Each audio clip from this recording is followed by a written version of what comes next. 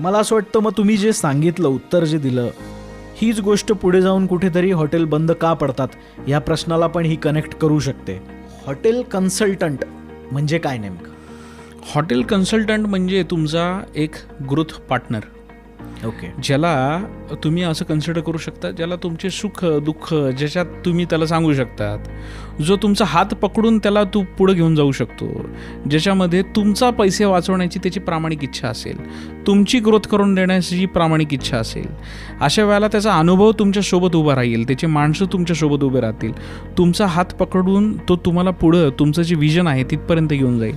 आणि मुळात एक तुमचा भागीदार असतो, एक ग्रोथ पार्टनर असतो, तो तुमचा हॉटेल कन्सल्टंट असतो.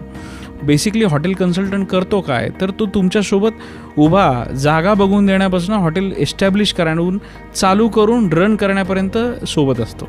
अशाच वेळेला काही गोष्टी आम्ही अशाही करतो की काही लोकांना वाटलं की ते चालवायचं नाही आहे, तुम्हीच रन पण करा, तर आम्ही ते पण करतो.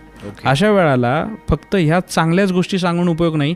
काही हॉटेलचं आम्ही हेही करतो, हॉटेल कन्सल्टंटचं तेही काम आहे की लॉट ऑफ मनी ऑलरेडी ते इन्व्हेस्टेड, पण ज्या पद्धतीने त्यांना रिटर्न्स पाहिजेत, रिटर्न ऑन इन्व्हेस्टमेंट पाहिजे, त्या मिळत नाहीत. त्याच्यामुळे ते डबघायला आलेले आहेत.